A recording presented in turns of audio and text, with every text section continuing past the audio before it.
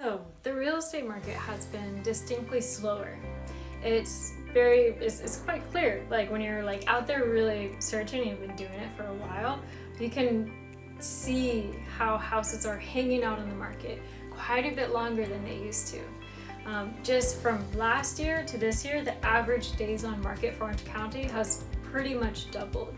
So with it taking longer to sell, that puts more and more people who are trying to sell in a position where they're like, well, I just need to get out of my house and go. And so what happens then is when not everyone's in that position. Most people aren't in that position, but some people are. And so for those people who are in that position, when they're like, I just gotta go, and it's taken a while for things to move, and so the way that you just go right now, given how it takes a while for houses to move, is you have to put your house a little below the other ones, and you have to make it so that your house is the best deal on the market. And so then like what happens is then that one sells, but then everyone else is like the buyers for the other houses are like, I have to match that house. I was here, now I have to go here just to be comparable with them. So it's kind of an interesting dynamic. Now, when that starts going like heavy, that's when you see things like the crash in 2008. But you have to have, in order to support a crash like that, you have to have exorbitant amount of inventory. And we're not even like at pre-pandemic levels. Like we're still, like our supply is going up, and it's good. It's actually really good that it's going up. It's not great for people who are trying to sell, but for a balanced, healthy market where all is fair on all sides, is actually a good thing. It's getting us back to where things were before the pandemic. Because ever since the pandemic, we've been working with very, very small, suffocated amounts of inventory. And right now, we're about 2/3 of the way back. So we're getting pretty close to being there. When we were back in 2008, when we had that big crash, that time we had more than double the amount of inventory than we had pre-pandemic. That's about 4 times as much inventory as we have now.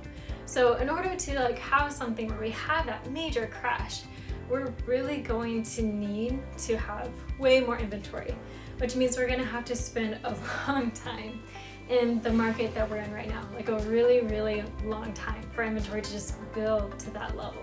And it doesn't just happen quickly and easily or overnight. Like it takes time to get there. And really, as soon as rates go down, see an uptick in demand. I want to see that uptick in demand is going to eat up that increased inventory that you had accumulating up here, and they're going to balance each other out. And if it's big enough of a drop, supply might actually go down. So you kind of have to like look at how these two dynamics are playing with each other. And the more we're in a elevated, roughly 7% range interest rate environment, the more we're going to see supply continue to build and prices start to teeter. And in some neighborhoods, I already am starting to see prices go down a little bit, which is great news for buyers. If you're selling, it's not great news, but really you're not losing, like it is such a small amount that you're not losing a lot. You're losing maybe a few months, maybe 5 months worth of appreciation. So you're not losing a ton. What you are losing for sure outside of that 5 months of appreciation is you don't have the same market that you used to, where a buyer would bend over backwards for you because that was all they could do. That was the only way they were going to get a house.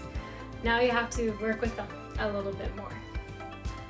But if you're looking to buy and to sell, it's actually not the worst thing, because if you're trying to sell your place and buy a next one, you're on both ends. You want a balanced market, because if you're in a market that's leaning too heavy one way or the other, you're going to be in a really difficult position on one or the other sides.